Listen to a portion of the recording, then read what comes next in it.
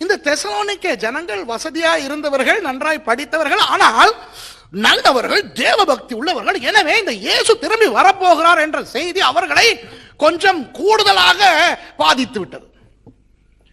அவர்கள் என்ன செய்ய சொன்னார்கள்? இயேசு வரப்போகிறாரா, அப்போ என்னத்துக்கு வேலை செய்ய வேண்டும், அப்போ என்னத்துக்கு படிக்க வேண்டும், எல்லாவற்றையும் மற்றவர்களுக்கு கொடுத்து விட்டு நமக்கு ஒன்றுமே வேண்டாம், வரப்போகிறார், ஆயத்தமாகும் என்று இவர்கள் குழம்ப ஆரம்பித்தார்கள். அப்போ இறந்த ஜனங்களை குறித்து துக்கப்படுற, ஐயோ இயேசு வரப்போகிறார், அடுத்த வருஷமோ அடுத்த மாதமோ, அதற்குள்ளாக செத்து விட்டானே, அதற்குள்ளாக செத்து போய்விட்டாலே என்று இந்த செத்து போனவர்கள் வருகையிலே எடுத்துக்கொள்ளப்பட மாட்டார்கள், அவர்கள் இழந்து போனார்கள் இந்த சந்தர்ப்பத்தை என்று இவர்கள் வேதனைப்பட ஆரம்பித்தார்கள். அந்த ரெண்டு விஷயங்களும் ஞாபகம் வச்சுக்கிறேங்க. அதனால் பவுலடியார் அவர்களுக்கு எழுதின முதலாவது நிருபத்திலே 1 தெசலோனிக்கேயரிலே 4வது அதிகாரத்திலே 13வது வசனத்திலே இருந்து அவர்களுக்கு தெளிவாக ஒரு விஷயத்தை எழுதுகிறார். இப்ப விளங்குதா அந்த பின்னணி? இந்த பின்னணியுடைய இந்த தெசலோனிக்கேயருக்கு இவர் இப்படி எழுதுகிறார். வாசிங்க 13வது வசனம். 1 தெசலோனிக்கேயர் 4ஆம் அதிகாரம் 13வது வசனம். இந்த பகுதியை நான் உங்களுக்கு முதலாவது விளக்கப் போகிறேன். அன்றியும் சகோதரரே, நித்திரை அடைந்தவர்களின் நிமித்தம் நீங்கள் நம்பிக்கையற்றவர்களான மற்றவர்களைப் போல துக்கித்து அறிவில்லாதிருக்க எனக்கு மனதில்லை. இந்த செத்து போன மற்றவர்கள் ஆண்டவர் இல்லாதவர்கள், ரட்சிக்கப்படாதவர்கள், இறந்து போனவர்களுடைய வாழ்க்கை அதோடு முடிந்து விட்டது என்று ஒப்பாரி வைக்கிறார்களே, அதே போல இப்போ நீங்களும் துக்கப்பட்டு அவர்களுக்கு ஒரு எதிர்காலம் இல்லை என்பது போல அழுகிறீர்களே, அப்படி நீங்கள் அறிவு கட்டத்தனமாக இருப்பது சரியல்ல. ஆகவே அந்த செத்து போனவர்களை பற்றியும் உயிரோடு இருக்கிற எங்களை பற்றியும் நான் உங்களுக்கு சொல்ல போகிறேன் என்று பவுலடியார் சொல்லுகிறார். அநேகமான மரண வீடுகளிலே இந்த வசனங்களை வாசிப்பது உண்டு. சரியா? சரி, வாசிப்போம். இயேசுவானவர் மரித்து பின்பு எழுந்திருந்தார் என்று விசுவாசிக்கிறோமே, அப்படியே இயேசுவுக்குள் நித்திரை அடைந்தவர்களையும் தேவன் அவரோடு கூட கொண்டு வருவார். சரி, இப்ப பவுலடியார் ஒரு பெரிய ஒரு உபதேசத்தை கொடுக்கிறார். அன்பானவர்களே, இதை கேளுங்கள். பவுல் சொல்லுகிறார், இயேசு மரித்தார் என்றும் அவர் உயிரோடு எழும்பினார் என்றும் விசுவாசிக்கிறோம் அல்லவா? அதே போல அவருக்குள்ளாக மரித்தவர்களையும் இயேசு உயிர்ப்பித்து கொண்டு வரப்போகிறார் என்று சொன்னார். பவுலடியார் சொல்லுகிறார், அதாவது ரட்சிக்கப்பட்ட கிறிஸ்தவர்கள் உயிரோடு எழும்புவார்கள். முதலாவது நீங்க படிக்க வேண்டிய ஒரு பாயிண்ட், ரட்சிக்கப்பட்ட கிறிஸ்தவர்கள் உயிரோடு எழும்புவார்கள். அடுத்த வசனத்தை வாசிங்க. ஏனெனில் கர்த்தருடைய வார்த்தையை முன்னிட்டு நான் உங்களுக்கு சொல்லுகிறதாவது, கர்த்தருடைய வருகை மட்டும் உயிரோடு இருக்கிற நாம் நித்திரை அடைந்தவர்களுக்கு முந்திக் கொள்வதில்லை. கர்த்தர் தாமே ஆரவாரத்தோடும் பிரதான தூதனுடைய சத்தத்தோடும் தேவ எக்காலத்தோடும் வானத்திலிருந்து இறங்கி வருவார். அப்பொழுது கிறிஸ்துவுக்குள் மரித்தவர்கள் முதலாவது எழுந்திருப்பார்கள். கிறிஸ்துவுக்குள் மரித்தவர்கள் முதலாவது எழுந்திருப்பார்கள். மரித்த கிறிஸ்தவர்களுடைய உயிர் தெழுதலை பற்றி பேசப்படுற. நான் உங்களுக்கு சொன்னேன், இயேசுவின் 2வது வருகையை பற்றி பேசும்போது அநேக விஷயங்களை பேச வேண்டும் என்று. அதிலே ஒன்றுதான் மரித்தவர்களுடைய உயிர் தெழுதல். சரியா?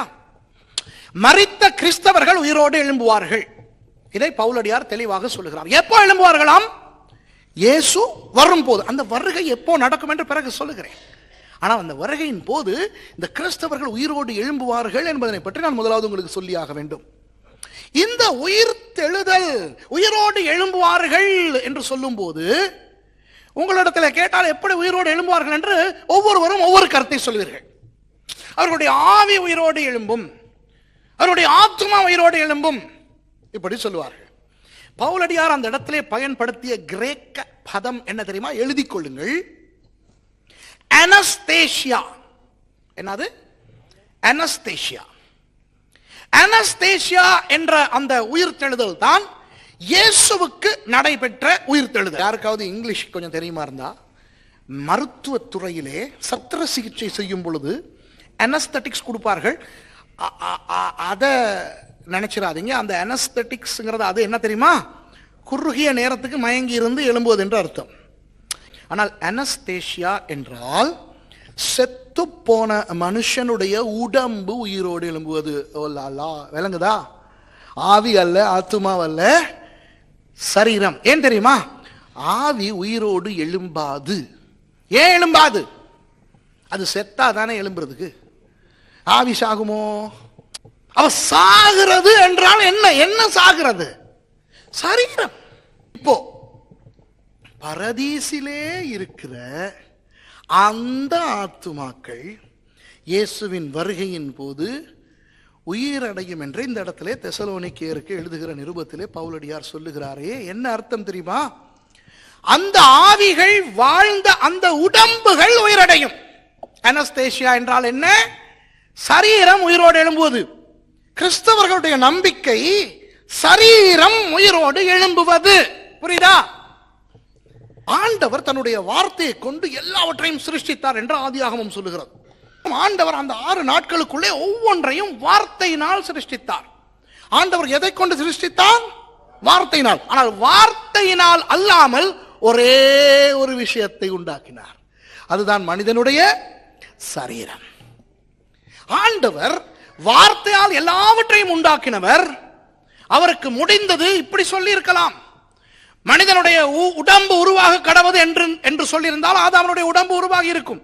அதற்கு அந்த நாசியில ஊதி இருக்கலாம். ஆண்டவர் என்ன செய்தார்?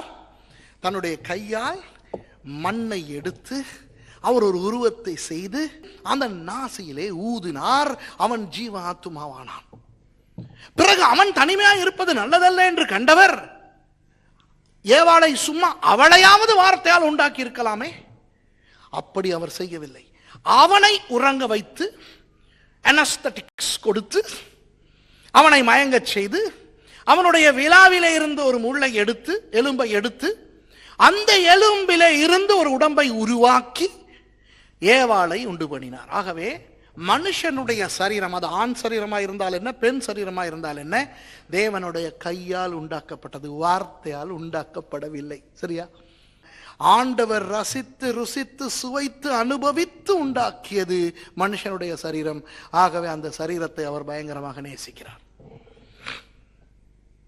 அந்த சரீரத்தை ஜீவ பலியாய் தரும்படி ரோமர் 12:1 சொல்லுகிறார். புதிய ஏற்பாட்டிலே பலியே இல்லை. இயேசு சர்வ பலியாக மரித்து விட்டார், உயிரோடு எழும்பி விட்டார். இனி பலி தேவையில்லை.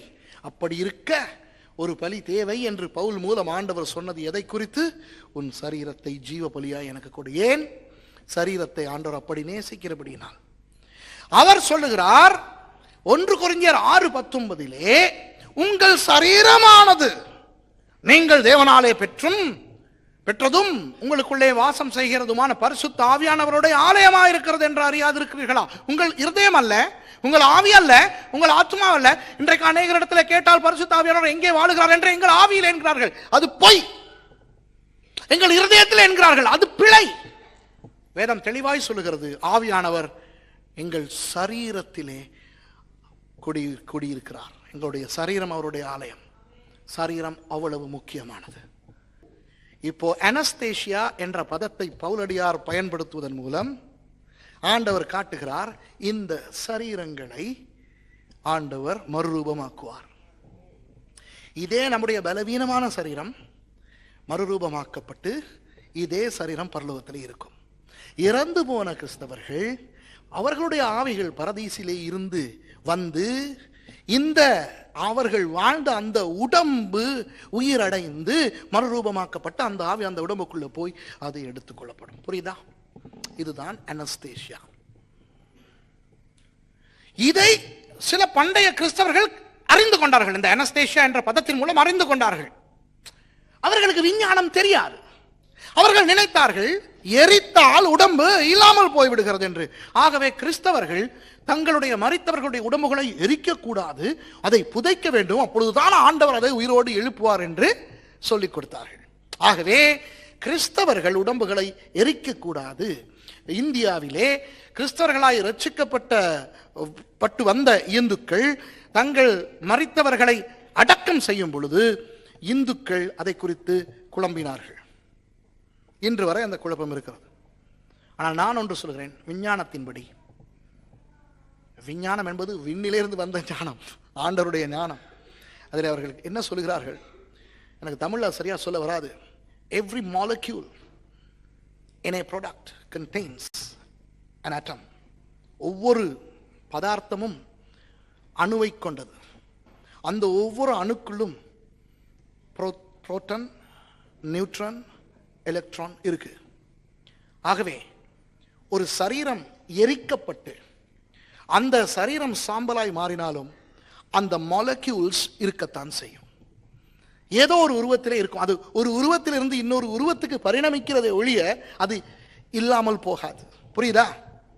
எந்த ஒரு திண்மமும் திரவமும் இல்லாமல் போகாது, அது இருந்து கொண்டே இருக்கும். ஆகவே ஒரு மனுஷனுடைய உடம்பை எரித்து கொஞ்சம் சாம்பலை கொண்டு போய் கனடாவிலே நயகராவிலே போட்டு, கொஞ்சத்தை கொண்டு போய் இந்தியாவிலே காவேரியிலே போட்டு, கொஞ்சத்தை இந்த ஜெர்மனியிலே ரைனிலே போட்டு, கொஞ்சத்தை வீட்டு கிணற்றிலே போட்டாலும் இயேசு வருகிற போது அந்த அவ்வளவு மாலிக்யூல்ஸையும் ஆண்டவர் ஒருங்கிணைத்து அந்த சரீரத்தை உயிரோடு எழுப்பி அந்த சரீரத்தை மறுரூபம் அடைய வைத்து அதற்குள்ளே வதிந்த அந்த ஆவியை அதற்குள்ளே அனுப்பி மறுரூபமாக்கி இவை அனைத்தையும் ஒரு கணப்பொழுதிலே செய்து தன்னிடத்தில் எடுத்துக்கொள்வார். அதுதான் நான் நம்புகிற என்னுடைய ஆண்டவர். அவர் சர்வ வல்லவர். நம்புறீங்களா? இதை தான் பவுலடியார் சொல்லுகிறார். மரித்தவர்களை குறித்து நீங்கள் துக்கப்படாதீர்கள், அவருடைய உடம்புகள் எப்படி கொல்லப்பட்டன, எப்படி அடக்கம் செய்யப்பட்டன என்று துக்கப்படாதீர்கள். ஏன்? ஆண்டவர் அவற்றை உயிர்ப்பிப்பார். பரதீசு மூடப்படும். தெசலோனிக்கேயர் 1 தெசலோனிக்கேயர் 4:17 அந்த வசனம் நிறைவேறும் போது பரதீசு மூடப்படும். ஏன்? அங்கே இருக்கின்ற ஆவிகள் எல்லாம் மந்து மறுரூபம் அடைந்து. அப்ப பவுல் இப்ப என்ன சொல்ற? திருப்பி வாசிங்க அந்த வசனத்தை. கர்த்தருடைய வார்த்தையை முன்னிட்டு நாங்கள் உங்களுக்கு சொல்லுகிறதாவது, கர்த்தருடைய வருகை மட்டும் உயிரோடு இருக்கிற நாம் நித்திரை அடைந்தவர்களுக்கு முந்திக் கொள்வதில்லை. உயிரோடு இருக்கிறவர்கள் முந்திக் கொள்வதில்லை. ஏன்? வாசிங்க. ஏனெனில் கர்த்தர் தாமே ஆரவாரத்தோடும் பிரதான தூதனுடைய சத்தத்தோடும் தேவ எக்காலத்தோடும் வானத்திலிருந்து இறங்கி வருவார். அப்பொழுது கிறிஸ்துவுக்குள் மரித்தவர்கள் முதலாவது எழுந்திருப்பார்கள். பின்பு உயிரோடு இருக்கும் நாமும் கர்த்தருக்கு எதிர்கொண்டு போக மேகங்கள் மேல் அவரோடு கூட ஆகாயத்தில் எடுத்துக்கொள்ளப்பட்டு என்ற அந்த பதம் தான் ரப்சர். சரியா? இவ்விதமாய் எப்பொழுதும் கர்த்தருடனே கூட இருப்போம். சரி, 18வது வசனம் அழகான ஒரு வசனம். ஆகையால் இந்த வார்த்தைகளினாலே நீங்கள் ஒருவரை ஒருவர் தேற்றுங்கள். இந்த வார்த்தைகளினாலே நீங்கள் ஒருவரை ஒருவர் தேற்றுங்கள். எந்த வார்த்தைகளினாலே? இப்போ செத்துட்டாங்களே, கவலைப்படாதீங்க. நமக்கு முன்பாக ஒருவேளை நம்முடைய வாழ்நாளிலே இயேசு வந்தால் நமக்கு முன்பாக அவர்கள் உயிரோடு எழும்புவார்கள். அவர்களுடைய சரீரம் மறுரூபம் அடையும். அவர்கள் நமக்கு முன்பாக மேலே போவார்கள், பின்னாலே நாமும் போவோம். சரியா?